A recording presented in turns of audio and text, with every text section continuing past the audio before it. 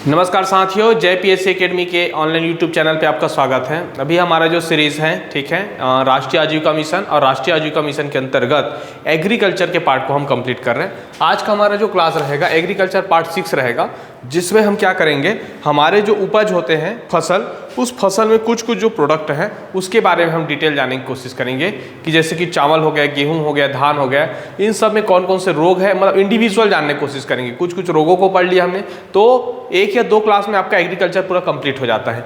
ठीक है, ओके, चलिए चालू करते हैं। सबसे पहला हमारा जो टॉपिक होगा आज होगा राइस। ठीक है, क्या हो जाएगा हमारा प्रमुख उपज को पढ़ रहे हैं। और उपज में हमारा जो पहला टॉपिक क्या है, राइस है। तो सबसे पहले इसको याद रखना है कि ये जो जलवायु इसके लिए कैसी चाहिए चावल के लिए, तो भारत में जो चावल होता है मुख्यतः हम खरीफ की फसल मानते हैं। ठीक है, देखिए कुछ जगह जैसे क्षेत्रों में देखेंगे तो इसको रबी फसल के रूप में भी उपयोग किया जाता है, लेकिन हम इसको मानेंगे कि यह मुख्यतः भारत में खरीफ फसल है। ठीक है, खरीफ फसल क्या होता है बताया था पिछले वीडियो में, और इस कैसा टाइप का पैसा है तो पौधा है, तो उष्णकटिबंधी ये फसल है। उष्णकटिबंधी क्या होता है, जब हम जून जुलाई में बोते हैं तो उस समय क्या होता है, जो हमारा उष्ण जो पार्ट रहता है वो बहुत ज़्यादा रहता है। ठीक है, नमी आपका क्या रहेगा, अभी हल्का से बाद में बढ़ेगा, लेकिन क्या रहेगा, नमी भी रहता है और उष्ण भी रहता है, तो ये उष्णकटिबंधी फसल कहलाएगा। ठीक है, उष्णकटिबंधी फसल को और ऐसे भी समझ सकते हो कि भूमध्य रेखा के आसपास जो इलाका होते हैं, ठीक है, ये इसी इलाके के आसपास आपका क्या बोया जाता है, उष्णकटिबंधी फसल बोया जाता है। ठीक है, 30-35 डिग्री के बीच में, भूमध्य रेखा के बीच में, इसलिए उष्णकटिबंधी होगा।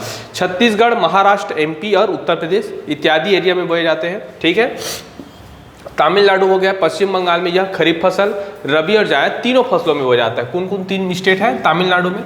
अब तमिलनाडु की कहानी क्या है, तमिलनाडु की कहानी कुछ अलग होगा।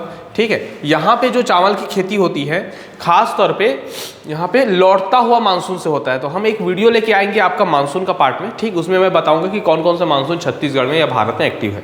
ठीक, तमिलनाडु का जो मेन जो एग्रीकल्चर्स है वो होता है दिसंबर के आसपास, क्योंकि वहाँ का जो मानसून होता है वो नवंबर या दिसंबर के आसपास आता है। ठीक है, वो क्या होता है, लौटता हुआ मानसून से वर्षा होता है। ठीक है, या उत्तर पूर्वी मानसून से। तो तमिलनाडु हो गया, पश्चिम बंगाल हो गया, यहाँ पे खरीफ हो गया, रबी हो गया, जायद, तीनों ऋतुओं में क्या करते हैं, चावल उत्पादन किया जाता है। ठीक है, अब देखते हैं इसकी जलवायु अनुकूलता के आधार पे ही क्या करते हैं हम लोग इसको बोते हैं, क्योंकि तमिलनाडु में क्या होगा, दिसंबर में होगा।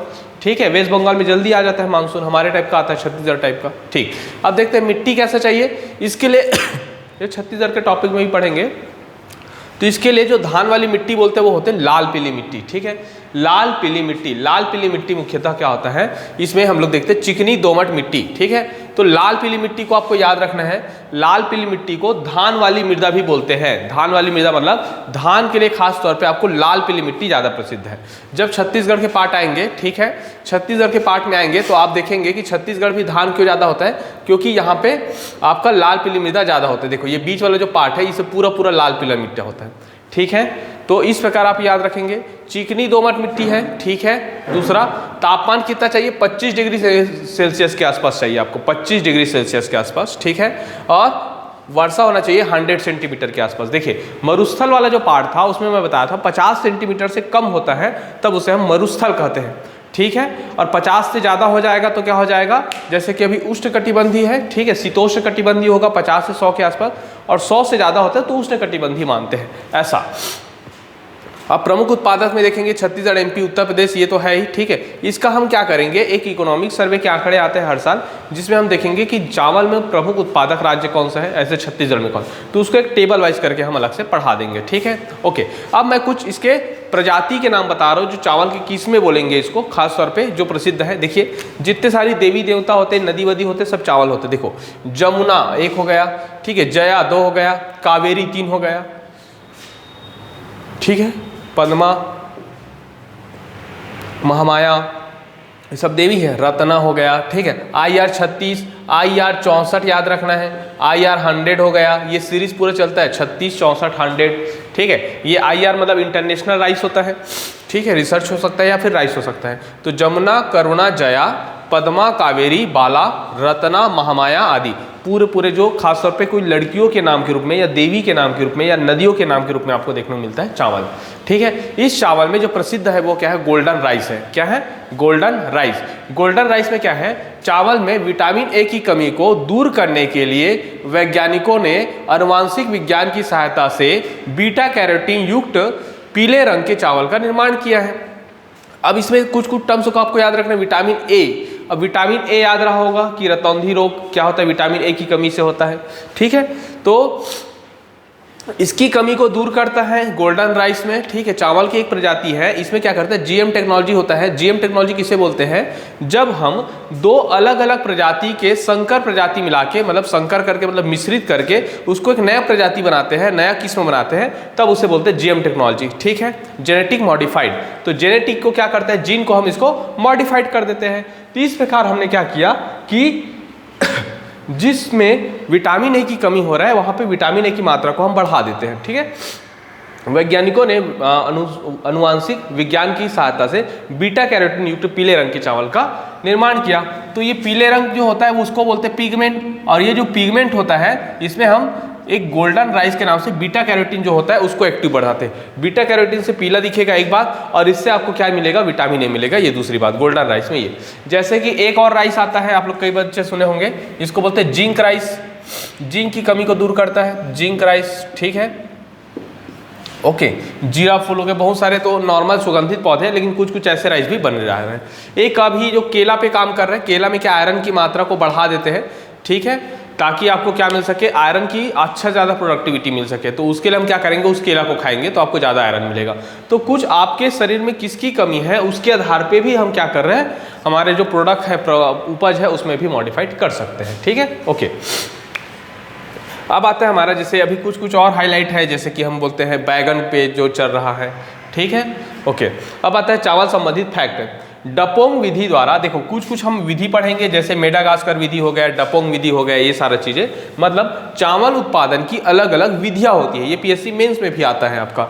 ठीक है, तो डपोंग विधि हम लोग पढ़ रहे हैं, जो क्या करता है, जापान और फिलीपींस। ठीक है, जापान और फिलीपींस कहाँ पर है, एशिया पे है।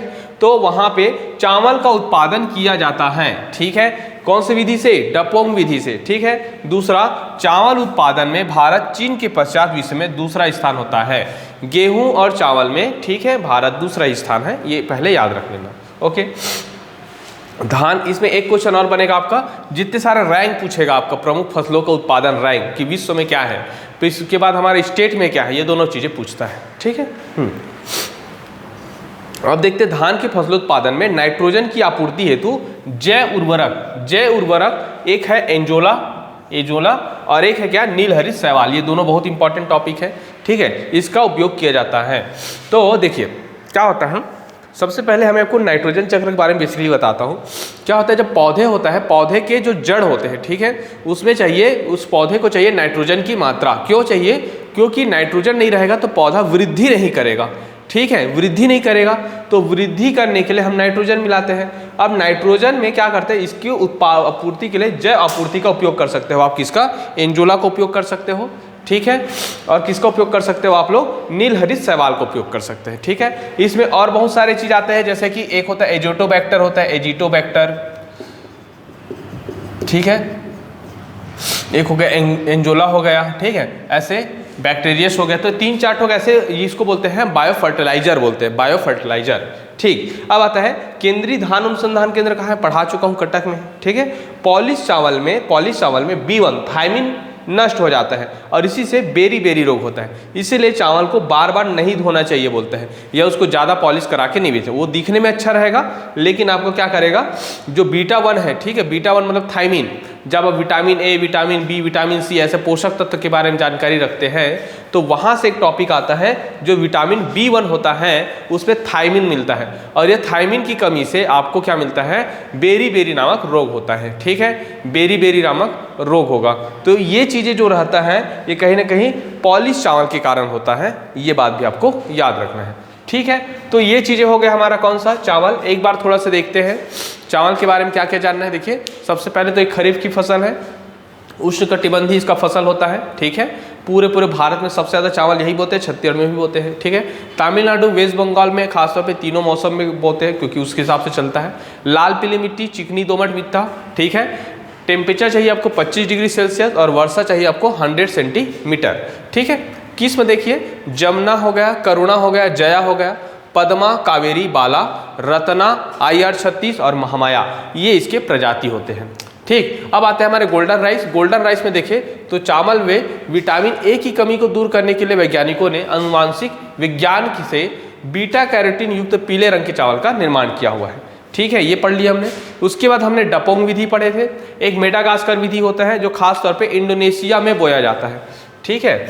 मेडागास्कर एक्चुअली एक महाद्वीप का भी नाम है जो अफ्रीका के साइड में है, मेडागास्कर, तो वहाँ से आया हुआ है। इस वजह से भी आपको पूछता है कि मेडागास्कर विधि कौन से उपज के लिए प्रसिद्ध है, तो चावल उत्पादन के लिए है, ठीक है, ओके। इसके अंदर चावल उत्पादन में भारत चाइना के बाद दूसरा आएगा। धान के फसल उत्पादन में नाइट्रोजन की कमी के लिए आप एजोला, एजोटोबैक्टर, नीलहरी सवारे सब याद रखेंगे, और केंद्रीय धान अनुसंधान कटक में, और बेरी थाइमिन, ठीक। अब आगे बढ़ते हैं गेहूं का, ग्विट्स, ठीक है।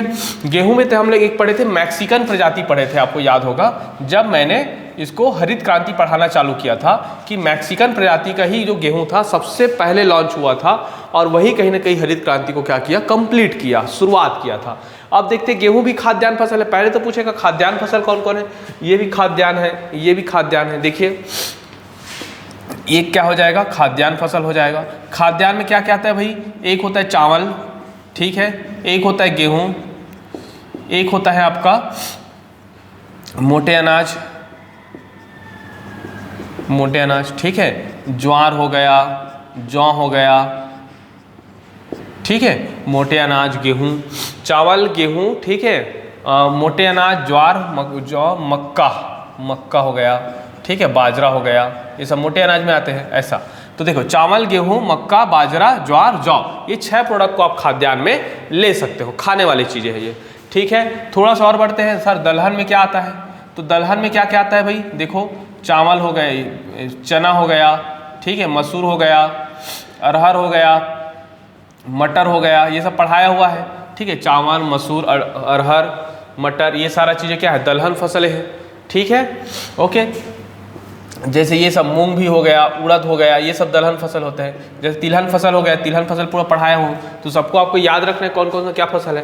तो ये कौन सी फसल है, ये है जलवायु रबी फसल, ठीक है। शीतोष्ण, ये क्या है, उष्ण कटिबंधी फसल है, ये शीतोष्ण कटिबंधी फसल है, शीतोष्ण कटिबंधी फसल का मतलब क्या होता है कि ये जो भूमध्य रेखा के आसपास ज़्यादा बोया जाता है, और ये भूमध्य रेखा से ज़्यादा दूरी पे बोया जाता है। क्यों, क्योंकि देखिए यहाँ पे बनाया हूँ मैं, ये जो क्या है कि बीच का जो भूमध्य रेखा होता है, इसके 35 डिग्री सेल्सियस जो रहता है उसके ऊपर और नीचे ज़्यादा बोते हैं। जैसे देखना इसके आसपास में क्या है, इंडोनेशिया चावल में नंबर 1 है दुनिया पे, ठीक है। इधर देखिए ब्राज़ील होगा, ठीक है। इधर देखिए आपका भारत भी इसी बीच में आता है, 35 से चालू हो जाता है, उसका भी 29 से, ठीक है। तो कर्क रेखा से भूमध्य रेखा के बीच में और मकर रेखा से भूमध्य रेखा के बीच में, ठीक है, इसको क्या किया जाता है, बोया जाता है, ओके।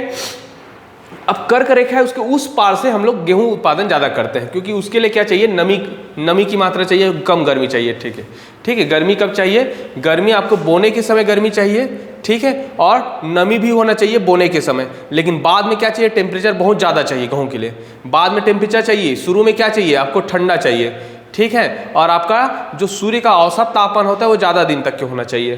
तो ऐसे में गेहूं क्या है, रबी फसल है और शीतोष्ण कटिबंधी फसल माना जाता है। ये पूरा उत्तर प्रदेश, पंजाब में सबसे ज़्यादा बोया जाता है। पंजाब सबसे ज़्यादा प्रसिद्ध है गेहूं के लिए, उत्तर प्रदेश हो गया, हरियाणा हो गया, राजस्थान हो गया, उधर वाला इलाका पे, ठीक है। और थोड़ा समझा दूँ तो सपोज दैट आप मान के चलिए ये गंगा का मैदान है, ऐसे करके, ठीक है। तो ये चावल में ना, जैसे वेस्ट बंगाल फर्स्ट है, बिहार सेकेंड है और उत्तर प्रदेश थर्ड होगा। आप इसको जैसे पढ़ेंगे तो आप पढ़ेंगे कि पंजाब फर्स्ट होगा और उत्तर प्रदेश सेकेंड होगा, या उत्तर प्रदेश और पंजाब होगा। ये 2 राज्य प्रसिद्ध है। मिट्टी कौन सी चाहिए, दोमट मिट्टी चाहिए इसके लिए। कौन सा, दोमट मिट्टी, ठीक है। जो जलोढ़ मृदा है उसके नीचे वाला जो पार्ट होते हैं, जलोढ़ मृदा पढ़े होंगे कभी कभी। भारत को जो सबसे ज़्यादा मृदा मिलता है कौन सा, जलोढ़ मृदा मिलता है। अब जलोढ़ मृदा में जो नीचे वाला साइड होता है, जैसे वेस्ट बंगाल हो गया, बिहार हो गया, उत्तर प्रदेश, ये चावल के लिए है निम्न जलोढ़ मृदा। लेकिन ऊपर की जो जलोढ़ मृदा जिसमें हम लोग क्या पढ़ते हैं, भांगर मिट्टी पढ़ते हैं, वो सब गेहूँ के लिए बहुत अच्छा रहता है, ठीक है। तो दोमट मिट्टी हो गया, ओके। वर्षा कितना चाहिए 50 से 75, इसमें 100 सेंटीमीटर चाहिए, इसमें कम पानी गिरता है क्योंकि आप पंजाब में रहेंगे तो औसतन वर्षा कम होगा, ठीक है, उत्तर प्रदेश के कंपेयर में। और तापमान कैसे चाहिए, बोते समय आपका कम टेम्परेचर चाहिए बताया था, तो कितना चाहिए 10 डिग्री सेल्सियस। देखना बोते कब है गेहूं को, बोते हम लोग अक्टूबर नवंबर में बोते हैं, दिसंबर तक बोते, टेम्परेचर कम रहता है। वृद्धि समय आपको 15 डिग्री सेल्सियस चाहिए रहता है, ठीक है। और सॉरी पकते समय चाहिए 20 डिग्री सेल्सियस, ठीक है, थोड़ा तबीयत खराब है, थोड़ा मैनेज कर लीजिएगा। तो 20 डिग्री सेल्सियस से 25 डिग्री सेल्सियस तक के, बोते समय 10, वृद्धि समय 15 और पकते समय 20 से 25 डिग्री सेल्सियस तक के इसके लिए चाहिए रहता है, ठीक है। अब देखते हैं इसमें किसमें, देखिए कल्याण पढ़े थे हम लोग, सोना भी पढ़े थे, ठीक है, सोनालिका हो गया, अर्जुना हो गया, अर्जुना, तो अर्जुन, सोनालिका, सोना, कल्याण, 4 ठो याद रखेंगे, ठीक है। सोना हो गया, कल्याण होगा और अर्जुन होगा, 3 चीजें इससे याद रखेंगे। अब आता है फैक्ट 1, करनाल ब्लंट और रस्ट, ये पढ़ाया था मैं रोग में, सबको पढ़ाया हूं, अब इसको एक साथ पढ़ाया जा रहा हूं आपको, ठीक है। दूसरा मैक्रोनी शुष्क प्रदेशों की प्रजाति है, ठीक है, मैक्रोनी, ये याद रखेंगे, ठीक है। असिंचित परिस्थितियों के लिए सबसे उत्तम किस्म माना जाता है मैक्रोनी को, ठीक है। छत्तीसगढ़ी में कहावत है गेहूं के लिए, क्या बोलते हैं, बो दे गेहूं और निकल जाओ कहूँ बोलते हैं। मतलब इस फसल में आपको उतना टेंशन लेने की जरूरत नहीं होता है, क्योंकि इसमें ना केवल क्या होता है आपका करनाल ब्लंट बस का टेंशन आता है, बाकी रोग नहीं होता है गेहूं में। जनरली अच्छे से पानी डाल दो, और पानी भी ऐसा नहीं खिंचाओ, जैसे चना की खेती करेंगे तो उसमें जड़ में पानी कम पड़ना चाहिए, मतलब पानी रुकना नहीं चाहिए, जड़ में पड़ना तो चाहिए, पत्ती में पानी पड़ना चाहिए, पौधे में पड़ना चाहिए, लेकिन जड़ में ज़्यादा टाइम तो रुकेगा, पूरा चना पीला होकर खत्म हो जाएगा। गेहूँ में ऐसा नहीं है, चुपचाप डाल दो, कोई दिक्कत नहीं, जितना भी पानी डालोगे उतना दिक्कत नहीं होता, हल्का से एक बार खाद डालिए। तो करनाल ब्लंट रोग और रस्ट के छोड़ कोई रोग नहीं होता। दूसरा मैक्रोनी शुष्क प्रदेशों की असिंचित परिस्थितियों के लिए सबसे उत्तम किस्म का है। और ट्रिटेकेल गेहूं संकर, ठीक है, ये क्या है, गेहूं और राई का दोनों का सम्मिश्रण पाठ है। राई हम लोग पढ़े राई सरसों करके, ठीक है, तो राई सरसों का और गेहूं का, इन दोनों को मिला के ट्रिटेकेल गेहूं संकर एक जेनेटिक मॉडिफाइड बनाया गया है, ठीक है। तो ये चीजें हो गया हमारा कौन सा, गेहूं के आधार पे, ठीक है। अभी हम लोग बात करें करेंट अफेयर में, तो जैसे कि क्या हुआ, यूक्रेन और रशियन युद्ध हो रहा था, तो यूक्रेन और रशिया युद्ध में जो यूक्रेन था वो गेहूं का बहुत ज़्यादा एक्सपोर्टर था, ठीक है, लेकिन यहाँ पे क्या हो चुका है, एक्सपोर्ट कम हो चुका है। तो भारत सरकार ने भी क्या किया कि अपने गेहूं के डिमांड को बनाए रखने के लिए शुरुआत में कुछ समय के लिए निर्यात में प्रतिबंध लगा दिया था कि हम आटा को सप्लाई नहीं करेंगे या गेहूं को सप्लाई नहीं करेंगे, ताकि इसकी मांग बनी रहे, ठीक है। तो ये हो गया हमारा कौन सा, गेहूं की पार्ट। दूसरा और इंटरनेशनल में जाएंगे तो जब भारत पाकिस्तान आज़ाद हुआ था, ठीक है, तो पूरा गेहूं की जो खेत था, ओके, गेहूं के खेत पूरा पंजाब में था और पूरा मिल कहाँ पे था, पाकिस्तान में था, इसलिए ऐसा दिक्कत भी गेहूं के साथ हुआ था, ठीक। लेकिन ओवरऑल बात करें तो हरित क्रांति के सबसे ज़्यादा जो फायदा करने वाला कौन सा था, गेहूं था, ठीक है। गेहूं को यह भी माना जाता है कि कहीं ना कहीं दुनिया में कहीं ना कहीं आपको गेहूं हर समय बोते हुए मिलेगा, मतलब पूरा 12 महीने की खेती बोल सकते हैं इसको, 12 महीने की खेती दुनिया में कहीं ना कहीं गेहूं बोते मिल जाता है, ठीक है। और एक आपको फैक्ट आपको चलते चलते याद रखेंगे, अमेजन पे बेसिन नदी है ना, अमेजन नदी पे, अमेजन बोलता हूँ, अमेरिका में है, क्या घास का नाम है, प्रेरी घास का मैदान, क्या बोलते हैं इसको, प्रेरी, ठीक है, प्रेरी घास का मैदान है। ये आपका कहाँ पर है, न्यूयॉर्क के आसपास पड़ता है, अमेरिका में। इसको हम लोग गेहूं की टोकरी कहते हैं, क्या बोलते हैं, गेहूं की टोकरी कहते हैं, क्योंकि बहुत ज़्यादा गेहूं इस घास के मैदान में होता है, ठीक है। तो ये चीज़ें हो गया, एक बार रिवाइज करते हैं। रबी फसल हो गया, दोमट मिट्टी हो गया, 50 से 75 सेंटीमीटर हो जाएगा, बोते समय 10, 15, 20 से 25 पकते समय। कल्याण, सोना, सोनालिका और अर्जुन, ये हो गया। फिर करनाल ब्लंट रस्ट, ये पढ़ा चुका हूँ मैं, रोग है। मैक्रोनी को याद रखना है, जो क्या कम पानी एरिया पे भी गेहूं अच्छा होता है। और ट्रिटेकल गेहूं है, जो गेहूं के साथ राई को जोड़ा जाता है। इसके साथ यूक्रेन रशिया वाला मैटर आपको बताया था। इसके साथ आपको प्रेरी घास के मैदान बताया था। 12 महीने की फसल है, ये भी बता दिया। शीतोष्ण कटिबंधीय, ये भी बता दिया। मैक्सिकन एक प्रजाति है, ये भी बता दिया हूँ मैं, जो हरित क्रांति में ज़्यादा प्रभावित हुआ था, ठीक है। ओके, तो चलिए आगे के जो फसल है उसको और हम लोग पढ़ेंगे। अभी स्क्रीनशॉट ले लीजिए इसका, ठीक है।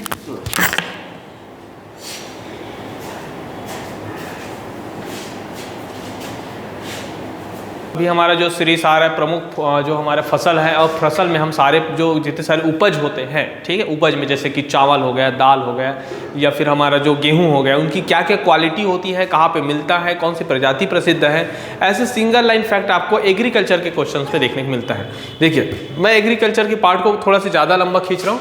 खींचने का कारण ये है क्योंकि ये 6 पार्ट ही रहेगा एक्चुअली हमारा, क्योंकि ये पूरा फसल पे ही चल रहे हैं, ठीक है, क्योंकि ये जो टॉपिक है ये होल टॉपिक है रूरल डेवलपमेंट में, एक तो ग्रामीण विकास और एग्रीकल्चर, इस पे ज़्यादा फोकस करके चलेंगे अगर हम पर्टिकुलर एडीओ के लिए पढ़ रहे तो। और ज्योग्राफी के लिए कर रहे हैं तो सारी चीज़ें ये हमेशा पीएससी से लेके मेंस पीएससी तक भी आपको देखने को मिलेगा, ठीक है। कई बार क्वेश्चन आ चुका है कि दलहन के लिए अनुकूल जो वातावरण है उसको स्पष्ट कीजिए, तो आपको ऐसे बताना पड़ता है। अभी मैं चालू कर रहा हूँ मक्का, जिसे हम बोलते हैं मैस, ठीक है। खरीफ की फसल है मक्का, ठीक है। मक्का छत्तीसगढ़ी में क्या बोलते हैं, इसको भुट्टा बोलते हैं, भुट्टा, जोंधरा, कई जगह जोंधरा लिखते हैं, ठीक है। ये अब ये क्या खरीफ की फसल है, ठीक है।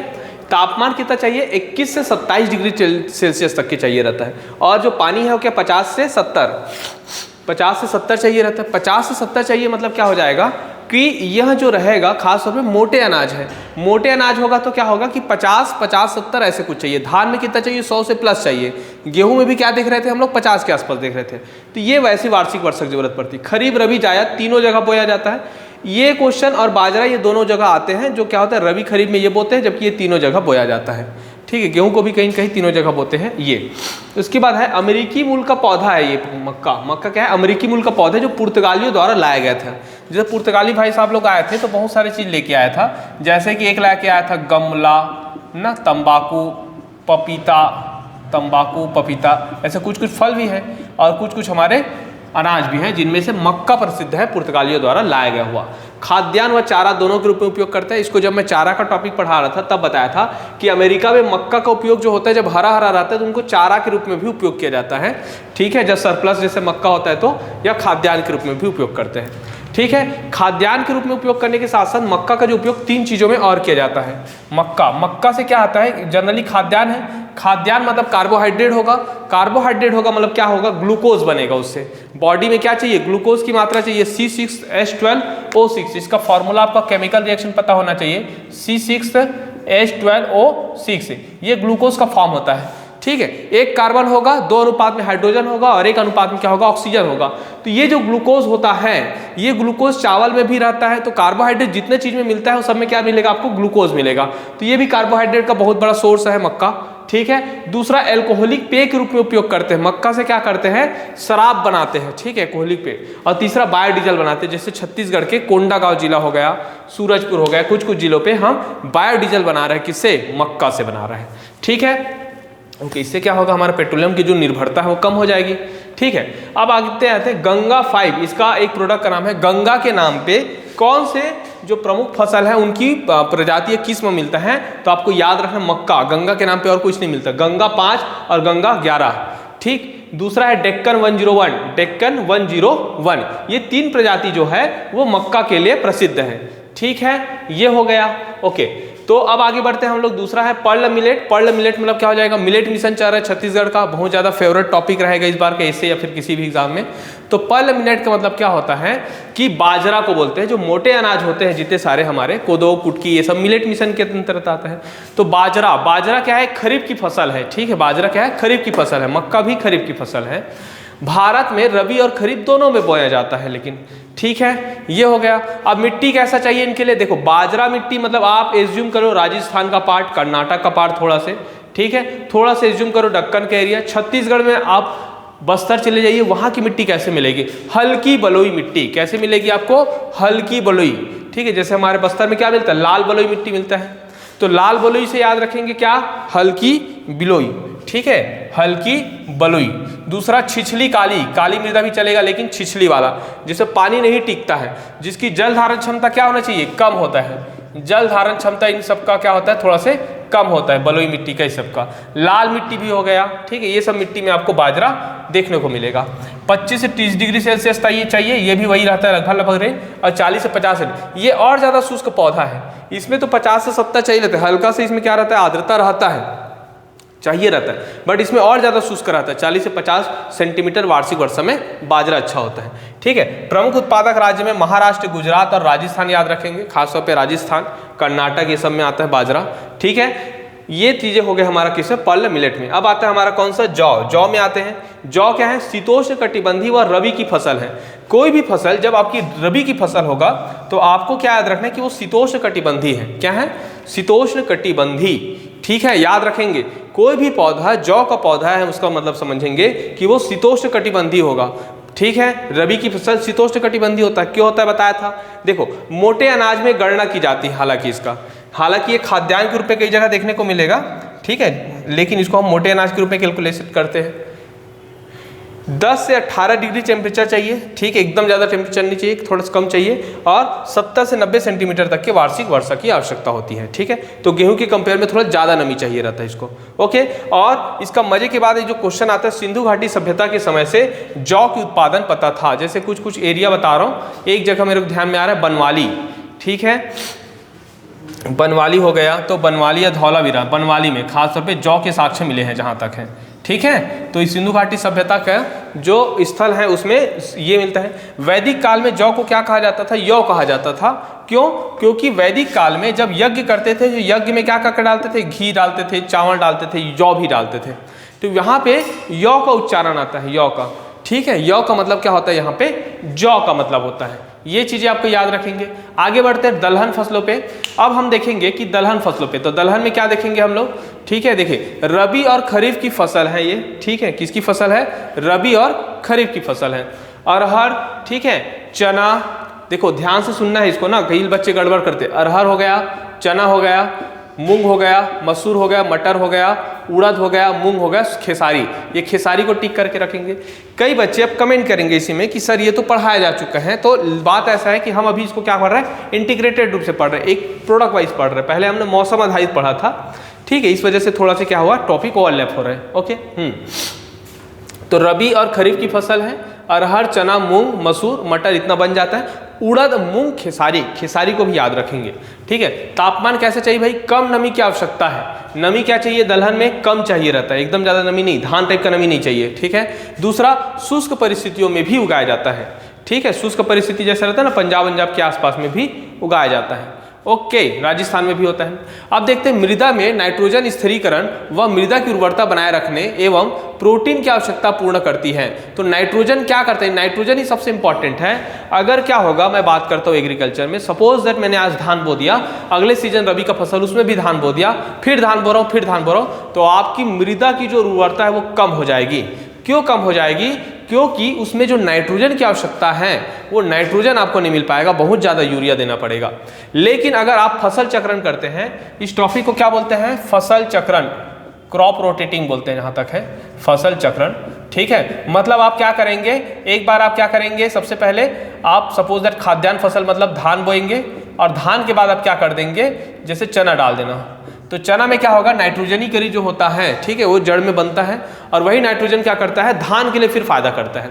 तो आपको कम नाइट्रोजन देना पड़ेगा, कम यूरिया डालना पड़ेगा, नहीं तो धान क्या हो जाएगा, बैठ जाता है, बार बार उसमें यूरिया देना पड़ता है, ठीक है, ओके। तो ये चीजें आपको याद रखना है कि नाइट्रोजन स्थिरीकरण क्यों इंपॉर्टेंट है, क्योंकि मृदा की उर्वरता बनी रहती है, पौधे की वृद्धि के लिए इंपॉर्टेंट है, पौधे वृद्धि नहीं करेंगे और प्रोटीन की आवश्यकता है, ठीक है। प्रोटीन की कैसे आवश्यकता है थोड़ा समझने की कोशिश करेंगे। कहाँ पे लिखा जाए, यहाँ पे देखिए CHO, तीन चीजों को ध्यान दीजिए, कार्बन है, हाइड्रोजन है, और क्या है, ऑक्सीजन है। कार्बन, हाइड्रोजन, ऑक्सीजन हो जाए तो इसे हम लोग बोलते हैं कार्बोहाइड्रेट। क्या बोलते हैं, कार्बोहाइड्रेट, ठीक है। 1:2:1 अनुपात में होता है। C6H12O6 बताया कार्बोहाइड्रेट में, ठीक है। वसा का जो फॉर्म होता है वो भी वैसा ही होता है, वसा में भी क्या होगा, यही तीनों रेशियो रहेगा। लेकिन हम लोग जब प्रोटीन की बात करते हैं तो प्रोटीन में तो क्या होता है कि C होता है, H होता है, O होता है, लेकिन साथ में क्या होता है, नाइट्रोजन होता है, CHON। तो ये नाइट्रोजन ही क्या करता है, प्रोटीन का कार्य करता है, ठीक है। और दलहन में क्या प्रमुख होता है, प्रोटीन। दाल क्यों खाते हैं, प्रोटीन के लिए खाते हैं, ठीक है, क्योंकि नाइट्रोजन होता है, ओके। अब आता है भारत में, जो दलहन के उत्पादक में तो फर्स्ट है, दुनिया में सबसे ज़्यादा दाल हमारे यहाँ होता है, सबसे ज़्यादा खाते भी हमारे यहाँ दाल है, और सबसे ज़्यादा मंगाते भी हमारे यहाँ दाल है, क्योंकि भारत में क्या है, दालों पे अभी भी आत्मनिर्भरता हासिल नहीं किया जा सका हुआ है, ठीक है। खासतौर पे अरहर दाल हो गया, इस सब में अभी भी तंजानिया हो गया जो अफ्रीका के देश है, वहाँ से दाल मंगाया जा रहा है, ठीक है। सरसों में भी तिलहन संकट भी आ जाता है कभी कभी। तो ये दलहन पे हम आयातक देश है, उत्पादक है, उपभोक्ता है, ठीक है। भारतीय जैसे कि थाली की बात करें तो दाल कहीं ना कहीं कंपलसरी रहता है। एक प्रसिद्ध अगर हम लोग बात करें, मेंटेन करें भारतीय जितने सारे हमारे खाद्य प्रणाली है उसमें। दक्कन के मध्य पठारी, ठीक है, देखिए दक्कन के मध्य पर कहाँ कहाँ मिलेगा, क्षेत्र हम लोग बात कर रहे हैं, क्षेत्र देखिए, क्षेत्र हम बात करते हैं। अब देखते हैं दक्कन, दक्कन का देखते हैं तो दक्कन के मध्य पठारी। अब ये क्या है, भारत है, सपोज दैट क्या है, ये भारत है, एकदम बेसिकली बता रहा हूँ, डब्बे टाइप के, मतलब भारत मत समझना, ठीक है। ये इलाका महाराष्ट्र का इलाका क्या है, दक्कन है। तो दक्कन के मध्य पठारी, तो दक्कन के मध्य पठारी का मतलब क्या होता है आपका, थोड़ा सा आपका मालवा रीजन, ठीक है, थोड़ा सा आपका राजस्थान रीजन, मेवाड़ वाला इलाका, गुजरात का थोड़ा से ऊपर वाला जो गांधीनगर वाला इलाका है, इधर का थोड़ा से विदर्भ वाला सेक्शन और कर्नाटक वाला सेक्शन, मध्य प्रदेश खासतौर पे पूरा, उस एरिया पे ज्यादातर आपको मध्य पठारी, दक्कन के मध्य पठारी मतलब दक्कन पूरा उसके बीच वाला पार्ट में, बीच वाला जो पठारी होता है वहां पे। उत्तर पश्चिम के शुष्क भागों में, उत्तर पश्चिम मतलब कौन सा हो जाएगा, ये उत्तर पश्चिम, तो पंजाब और राजस्थान, ठीक है, प्लस पंजाब राजस्थान के शुष्क प्रदेशों में भी आपका दलहन की फसल देखने को मिलेगा, ठीक है। और अरहर जैसे है, अरहर कहाँ से आया है, साउथ अफ्रीका से आया, ये भी अलग से याद रखेंगे। अरहर एकमात्र पौधा है, बहुत लंबा समय तक के अभी तक के जो है उसमें अरहर ही आता है। आप कब बोएंगे, आषाढ़ में बोते हैं, ठीक है, सोयाबीन के साथ डालते हैं, सोयाबीन तो निपट जाता है जल्दी, लेकिन अरहर बचा रहता है, वो चना के साथ कटेगा, तो बहुत लंबा प्रोसेस होता है अरहर का, ठीक है। तो ये चीजें हो गया हमारा कौन सा, दलहन का, ठीक। ओके, देखिए एक बार देख लेते हैं, रबी खरीफ की फसल अरहर, चना, मूंग, मसूर, मटर, उड़द, मूंग, खेसारी। खेसारी याद रखेंगे, कम नमी शुष्क परिस्थिति में उपजेगा, नाइट्रोजन स्थिरीकरण होता है, मृदा की उर्वरता बनाए रखता है, प्रोटीन की आवश्यकता को पूरा करता है दलहन, ठीक है। भारत के उत्पादक, उपभोक्ता, आयातक तीनों में फर्स्ट है। दक्कन के मध्य पठारी उत्तर पश्चिमी के शुष्क भाग में की जाती है खासतौर पे, और ये साउथ अफ्रीका से अरहर आया हुआ है, ये चीजें बताया। प्लस ये भी इंपॉर्टेंट है, कार्बोहाइड्रेट में 1:1 रेशियो में होता है CHO, और वसा में होता है, वसा का रेशियो थोड़ा ऊपर नीचे रहता है, लेकिन होते तीनों एलिमेंट है, C होता है कार्बन, हाइड्रोजन और ऑक्सीजन, जबकि प्रोटीन में होता है C होता है, H होता है, O होता है, और N मतलब नाइट्रोजन होता है, ठीक है। ये चीजें भी आपको याद रखना है। अब आता है हमारा तिलहन। तिलहन में हम लोग क्या देखेंगे, ऑयल सीड्स देखेंगे। ऑयल सीड्स की बात करें तो ये रबी की फसल और खरीफ की फसल में होगा। तो मैंने जब बताया था कि 1985 में भारत में क्या हुआ था, हरित क्रांति के पश्चात तिलहन संकट आया था, डेली की क्लास में बता रहा हूँ। तो ये जो पौधा है जिसको हम तिलहन बोलते हैं, अलसी, अरंडी, तिल, सरसों, सोयाबीन, सूरजमुखी और कुतुम, तोरिया, मूंगफली, ठीक है। नारियल और बिनौला, ये दो चीजें और याद रखना है आपको, बिनौला और नारियल ये दोनों भी तिलहन फसल में आते हैं, ठीक है। हालांकि नारियल खाद्य तेल के रूप में भी आता है, प्लस औषधि में भी आता है कुछ कुछ में, ठीक है। अब आता है, मतलब ये फल में भी आता है नारियल, और उसमें भी आता है, किसमें, तिलहन में आता है।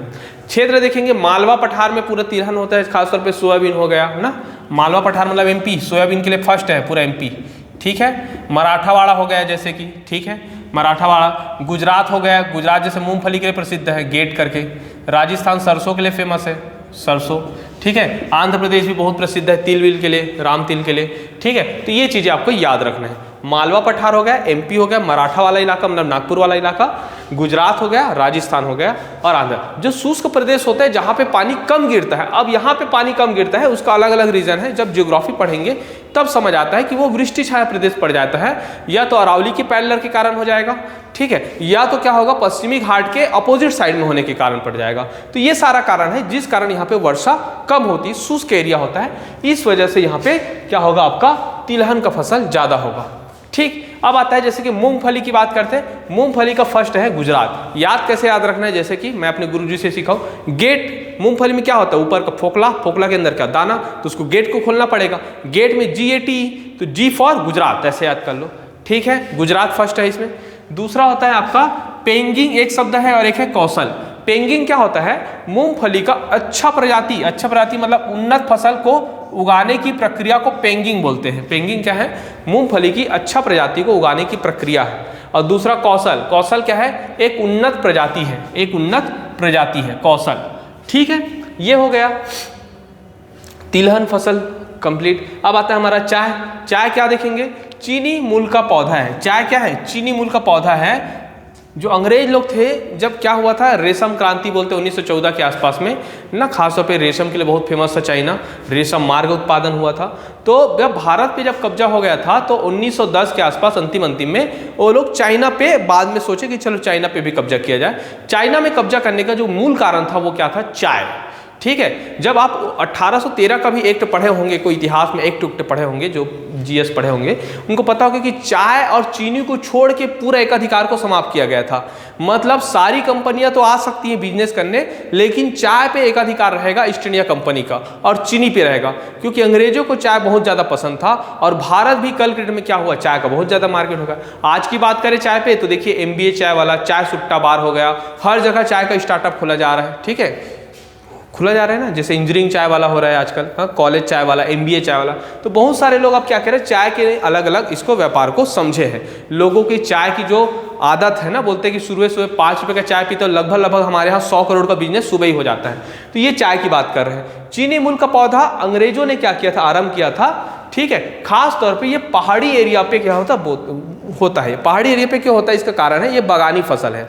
क्या फसल है ये, रोपण फसल या बागानी फसल, इसको पढ़ाया था मैं, ठीक है, कि लेटेराइट मृदा पे या हमारा जो पहाड़ी ढलान होता है, पहाड़ी ढलान मतलब ये देखिए ऐसे ऐसे, ठीक है, यहाँ पे क्या होगा, ऐसे ऐसे कर करके इसमें कंटोर खेती करते हैं। कंटोर खेती मतलब क्या होगा, ऊपर में ढलान है, समोच्च रेखा होगा, उसके बीच में जो जगह बचता है, इस बीच के जगह पे क्या होता है आपका पर्टिकुलर खेती की जाती है। ढलान है, ढलान दूसरा ढलान के बीच में गैप बनता है, उस गैप में जगह होता है, उसी जगह पे खेती की जाती है, इसको बोलते हैं कंटोर कृषि। याद रखेंगे, कंटोर कृषि, ठीक है, कंटोर कृषि, पीएससी मेन का क्वेश्चन है ये, ठीक है। तो रोपण और बागानी फसल है ये, वहाँ पे बीच पे होता है, पहाड़ी ढलानों के बीच पे होता है। पानी क्या होता है, ऊपर तो गिरता है, पत्तों में पानी डेली चाहिए, क्योंकि इसके लिए क्या चाहिए, पत्ता हरा रहता है, एकदम मुलायम रहता है, उसमें आर्द्रता ज़्यादा होनी चाहिए।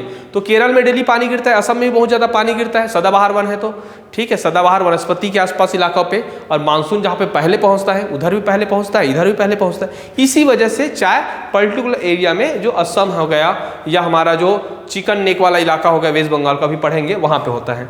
मौसम उष्ण एवं उपोष्ण कटिबंधी, ठीक है, उष्ण होना चाहिए। जैसे केरल में क्या है, मकर रेखा के आसपास है, मकर रेखा बोलता हूँ, ठीक है, मतलब भूमध्य रेखा के आसपास है, इस वजह से क्या होता है, उष्ण कटिबंधी हो जाएगा, और थोड़ा सा ऊपर भी चलेगा, उपोष्ण कटिबंधी, ठीक है। मिट्टी कैसा होना चाहिए, ह्यूमस होना चाहिए, ह्यूमस होना चाहिए, आर्द्रता होनी चाहिए, ठीक है। और लेटेराइट मृदा इंपॉर्टेंट है। लेटेराइट मृदा क्या है, ये भी पढ़ेंगे मृदा के टाइप में, कि लेटेराइट मृदा ऐसे बोलते हैं लेटेराइट मृदा को, जिसमें क्या होता है, पानी जब ऊपर से गिरता है तो इसमें एल्यूमिनियम के जो ऑक्साइड होते हैं, ठीक है, वो पूरा क्या होता है, बह जाते हैं, ठीक है, मतलब ऊपर के जो उर्वरक जीवांश होते हैं वो पूरा बह जाते हैं बार बार करके।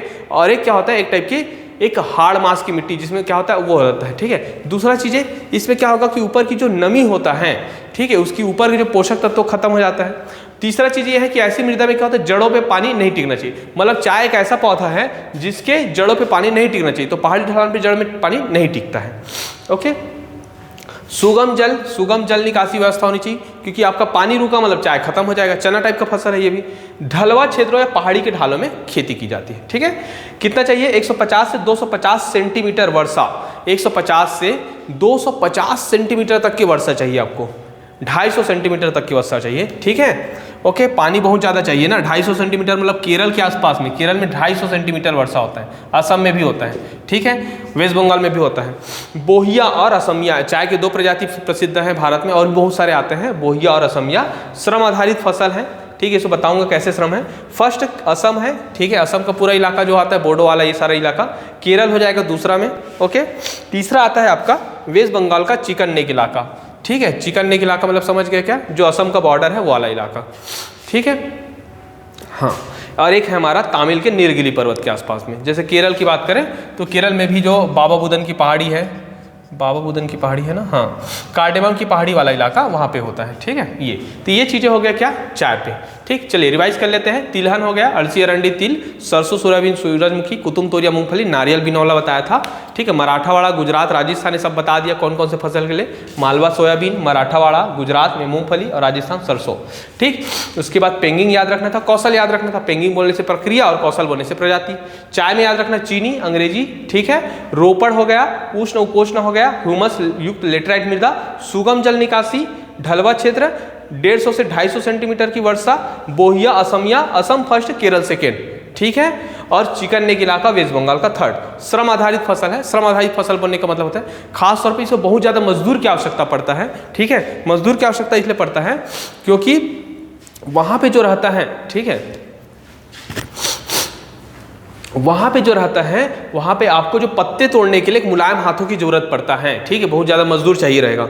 और ये क्या होता है, मजदूर मतलब महिलाओं की जरूरत पड़ती है या बच्चों की ज़्यादा जरूरत पड़ती है। जैसे पुरुष है वो ऐसे चाय के बागान को तोड़ेगा तो पूरा पत्ती सब में, जड़ सब में उखड़ जाए, क्योंकि बहुत हल्का हल्का जल पकड़ा रहता है, ठीक है। तो ये चीज़ें हो गए हमारा कौन सा, चाय वाला सीरीज।